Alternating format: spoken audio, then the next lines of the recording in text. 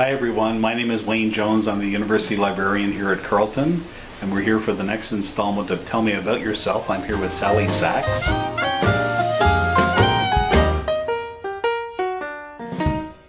Who's the Legal Studies Librarian here.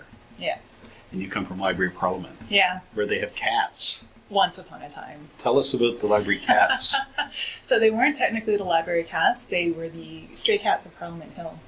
So this started as a colony of feral cats that lived on the hill.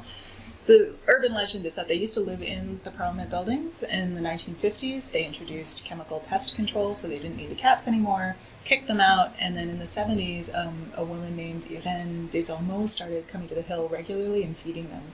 And so the cats became more domesticated, they became more used to humans. And then when she passed away, a man named René Chartrand took over for her, became the Catman of Parliament Hill. Catman. Yeah, and so this went on for a number of decades, and I became involved with the Parliament Hill Cats in 2007 when I started working at the Library of Parliament.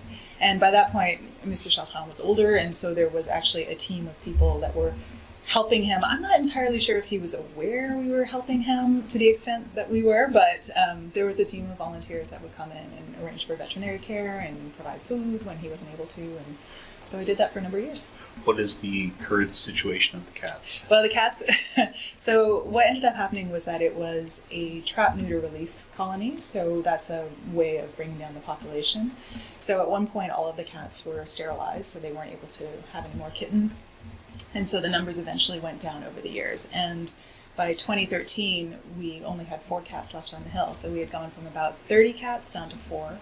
And they were older, and because the numbers were so small, the volunteers essentially adopted all the cats that were remaining. That's a happy ending. Yeah, it is a happy ending. And I mean, if you've been down to Parliament Hill recently, you know that it's under construction. And we knew that that was going to be coming, so it's not really a safe environment for them. So we got them all home. As things could end, that's pretty sweet, actually. Yeah, it's a real success story. Yeah. So, moving to a discussion that doesn't involve cats. Yeah. When you were at McGill, you said you got your library degree at McGill. Yep.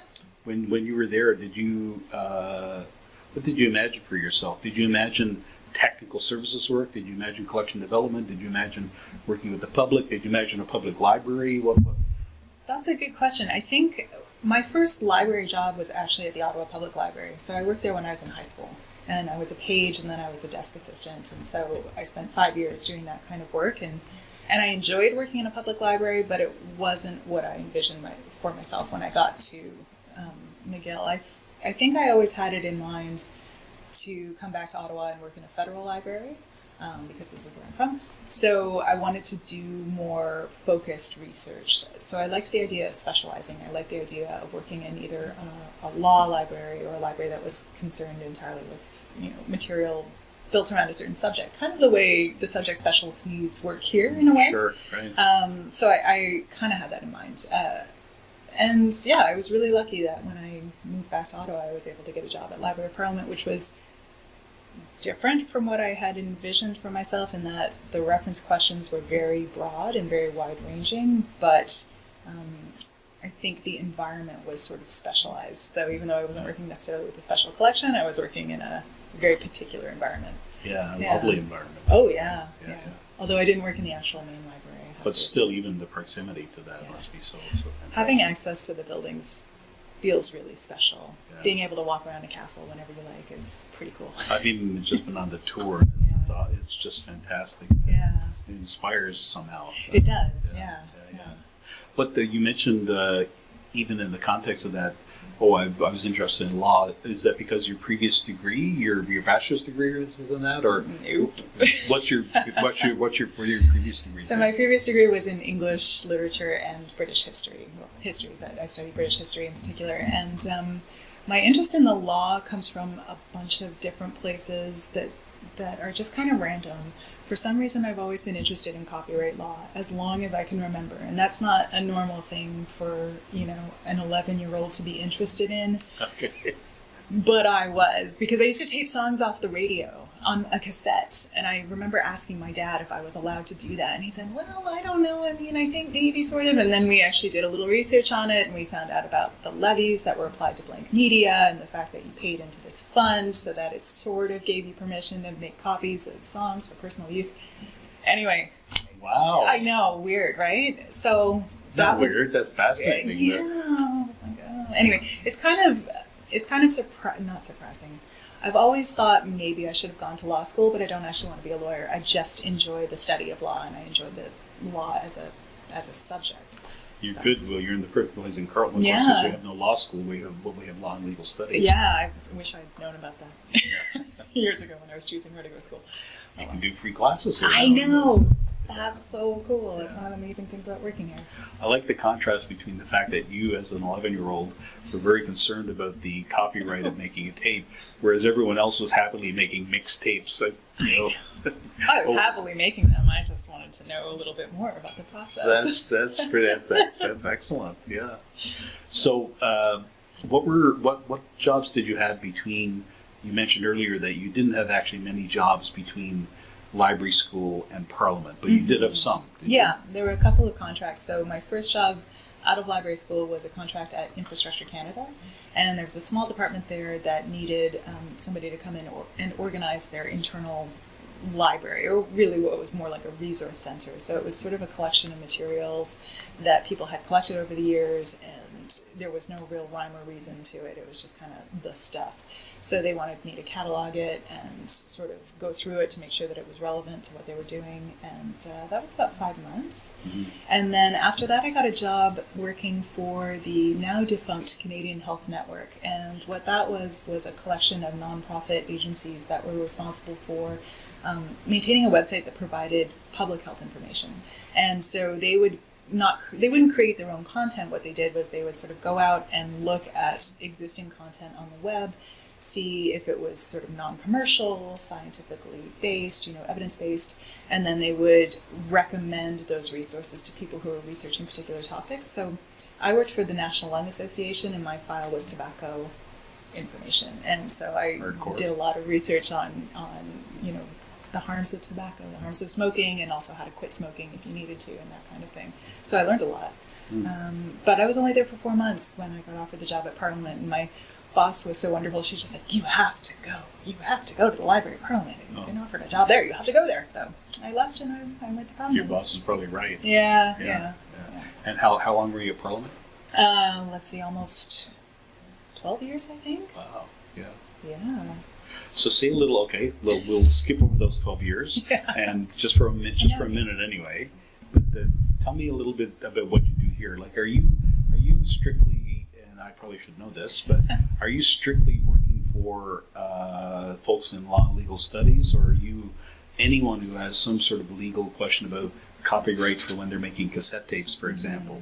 Are you doing that as well? Well, so we do have Val, who has the copyright file here. I always say that I'm a copyright enthusiast, so I'm happy to talk about copyright with anybody who will talk about it with me. But my subject specialties are law and also criminology, so I'm providing sort of more in-depth research support to those departments. So if a professor needs somebody to come in and give some kind of instruction on how to use databases or resources that are particular to law or criminology, that's when I'll sort of get the call. But I've had a lot of people refer their faculty or their students to me if they have a question that does involve legal research or government research, just because, law touches on everything, ultimately. Right. So, somebody may be doing a paper in sociology but have a question that comes back to how the law was written and how it was interpreted. So I can get brought in to kind of a lot of different disciplines through that angle.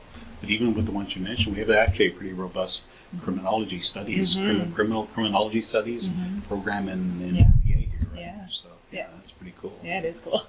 Yeah. Where did that interest or those expertises come from in criminology? Criminology, well, that actually is probably the area that I knew a little bit less about coming in. So I had actually done a criminology class during my undergraduate degree, just out of curiosity.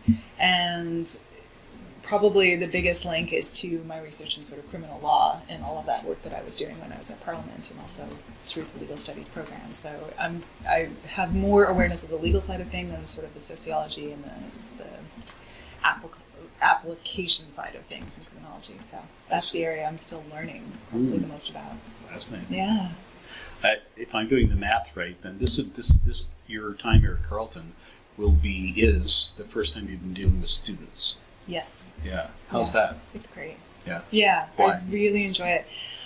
I remember being a student and just being overwhelmed and terrified and not really knowing where to start when it came to doing research. And so I love being on the other side of things and being able to help them with their research and sort of reassure them, for starters, that they'll do okay. And I also really enjoy sort of that process when you start introducing somebody to all the resources that we have and they didn't realize what was available to them, and they start to get really excited and they start to realize, oh, I didn't even know a thing like this existed. This is so great. And so it's that reward of seeing somebody kind of light up and re-engage with their topic almost, because a lot of the times when they come to me, they're frustrated or they're just sort of bewildered. And hopefully by the time they leave, they've got a better sense of what they need to do to advance their research, and it's great. It's just great. I'm just imagining like people in like a student, say in criminology or any topic, sort of having done a couple of perfunctory Google searches and then glumly looking at the results and thinking, I'm stuck here. Yeah. Well, what am I going to do? And then that's it. Exactly the opposite of what you just described. Right? Yeah, well, sure. I mean, you Google anything, you get a million hits. 3 pages in, you're sort of thinking, ugh. And one of the things that I've found working with the students is that it's almost easier to find more advanced information than it is to find basic information. So I've had some legal students come in, there must have been an assignment of some kind, and they came in and said, I don't know how to read a case. I have no idea how to do that. And then I would show them a textbook and say, there are 3 pages in this book that will teach you exactly what you need to know. And they love that. They just it's a finite amount of information and it gives them exactly what they need. And so I don't think these days people are used to still thinking about finite sources of information like books or journals or indexes the way that we did maybe when we were doing research. It's just, there's the vast internet, everything is out there, you just have to keep digging and digging and digging, but you can't actually do that because you don't have all the time in the world. So you do have to learn about those more specific resources, and I think that they're not learning about those things through Google. They have to come to us. Is there a sector of people or students, I guess, who just keep digging because they're either books are anathema to them, or they don't know books exist, or they don't know there are 3 pages somewhere that will be the ideal, and they just kind of keep going. Dig.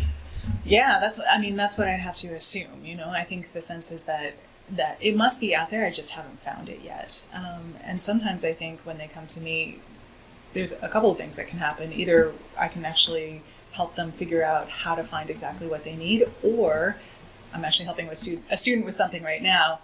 Maybe what we're going to find out is that the thing you're looking for doesn't exist. And so it could be the exact opposite. It's like, you know what? You've looked in all of these really reputable sources. You've looked in all of these places. You're still not finding anything. Chances are the thing that you're looking for either doesn't exist yet, or it's just coming into being now. I find that intriguing. I won't pursue that further, but that doesn't exist. That's pretty. How do you find people's students' enthusiasm, kind of thing, or do you find that they know about? Are they intimidated by you, by librarians, kind of thing? Are they anxious? Do they not know? Do they sort of happen upon the fact that, oh my God, there are people in a library who can help me? Or it sort of seems that way to me. I kind of hope that the ones who come in have positive experiences and then go back and tell their friends, oh, you should go to the library if you're having trouble. I guess it just depends. Honestly, it depends on the student. But certainly in my experience, the ones who actually come to me haven't seemed at all shy or reluctant to come to me, but at the same time, these are the ones who took the initiative. Right. And so one of the things that I'm thinking about, I haven't been here that long, but I'm thinking about how do I put myself out there to sort of catch the ones who haven't taken that step to actually approach me and say, I really need help with something. Right. And I think there is a distinction between perhaps how the instructors are and the professors are versus how the librarians are, and we're here to help them. I mean, which is not to say that the professors aren't here to help them, but they're here to evaluate them as well. And so not being in a place of evaluation or judgment in a sense, I think makes me a more neutral, more approachable party. Yeah. So I hope they know that. Yeah, I know. We've heard about.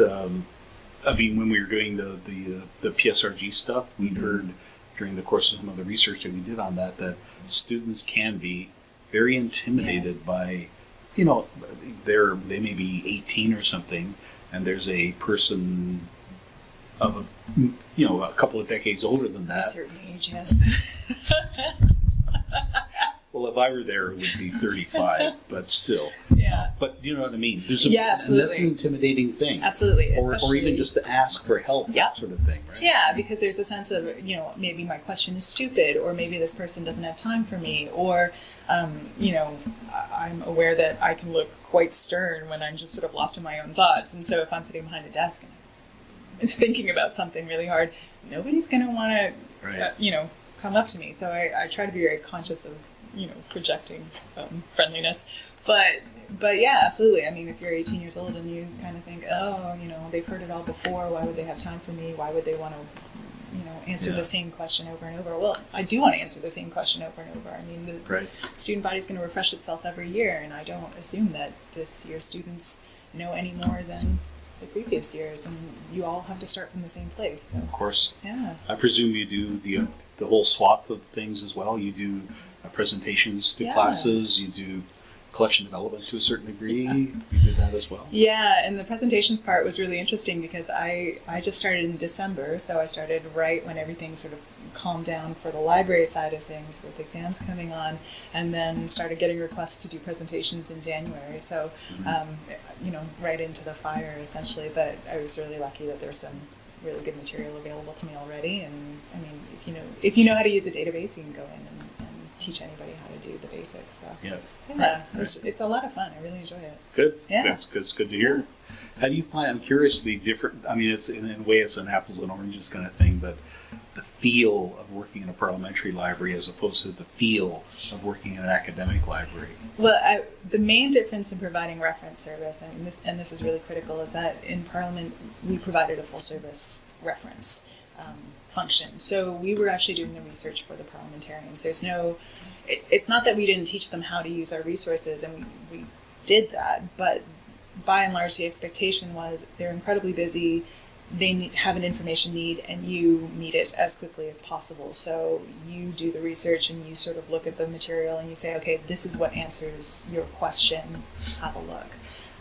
Whereas here, we're really trying to teach that next generation of researchers. So it's really important not to just step and say, oh, I can do that for you in 15 minutes. It's, okay, well, these are the first places you might want to look. These are the types of keywords you might consider. This is how to learn what keywords to use. So it's really that instruction piece that is different. Yeah. So I find that I have to keep that in mind because sometimes, I really do want to just sort of jump in and say, I know exactly the right thing to give you. But, you have to hold back and lead them to it so that they can develop those research skills. One thing I have a particular curious interest in, and this may not come up in the work you do, but is students' writing skills. Do you get to see any of that? So I don't get to see that too much because we do have the student academic services. Yeah. So and they do more of that sort of peer helping. And I did actually have a student come in and say that she had some problems writing, so I ended up referring her to that. But yeah, I mean, I don't have any hard and fast proof of this, but I suspect people aren't learning to write in the same way that maybe they used to earlier on. I mean, I've just heard a lot of anecdotal sort of stories about both students and professors being frustrated with learning how to write. When I was in my undergraduate program was very writing intensive, and I think that was part of the plan at King's College as a first-year program where you have to write a paper every 10 days, essentially. It's a short paper, but you have to just keep writing. So you really do, it's a muscle. You have to use it to develop it. So you just have to keep going, and you do get better over time. One of the things that I also sort of have noticed and heard about is that maybe students are a little more anxious about failure than they used to be. Not that they were never anxious about it, but they really want to get everything right on the first go. And this is a learning environment. You're not expected to be perfect at everything. You're here to get better at things. So you do have to sort of do your best, see what happens, make some corrections and then keep progressing that way. So Where would that have come from? That the fear of failure? I don't know. I honestly don't know. Something in society, or I have no idea. Maybe I don't know. I have theories. what's one of your theories? One of my theories is that, not to talk ill of social media, I really love it, but I just think that people are more self-conscious these days in a sense that everything is so visible. You know, it's so much easier to stay on top of people and see what they're up to, and I don't know. I don't know how to put it exactly, but So that if you had something out there like an essay that you were a failure at, that's a bad thing. maybe. I mean, not that That's people it. are going to be reading your essays, but there's just maybe a self-consciousness or awareness of other people being able to see you and judge you. I don't know. I think you have a thesis there. I know. Yeah. Maybe I'll do another degree. Yeah, I think you're welcome to you're in the right place for it. Free classes. Yeah. Thank you very much for doing this. It was very interesting, You're actually. welcome. Thanks. Thanks for having me. Yep.